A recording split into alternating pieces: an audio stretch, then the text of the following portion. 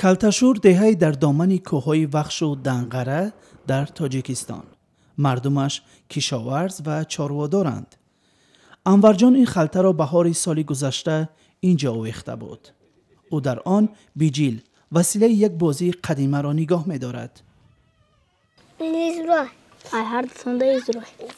برای انور جان و مصلح‌الدین نوروز ایام خوب است برای اشتراک در بازی های مردمی.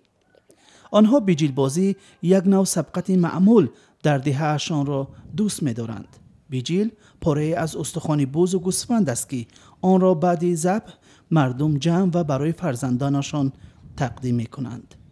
معمولاً به پسران، چون که این بازی بچگانه است.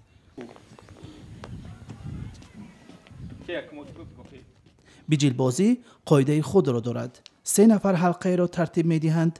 داخل حلقه تگمه، گاه شیرینی و دیگر چیزها را می گذارند. 4 طرف بیجیل نام خود را دارد: اسب، خر، پوک و چیک. با کدام طرف خوابیدن بیجیل امتیازات آن را در بازی بیان می کند. به طور مثال اگر اسب و پیک در یک مسافه از حلقه قرار بگیرند، صاحب بیجیل اسب غالب دانسته می شود.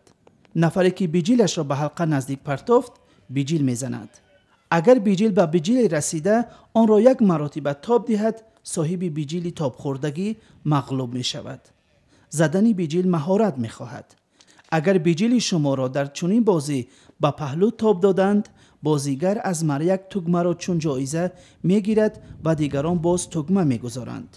هر سال در تاجیکستان فستیوال بازی های مردمی برگزار می شود.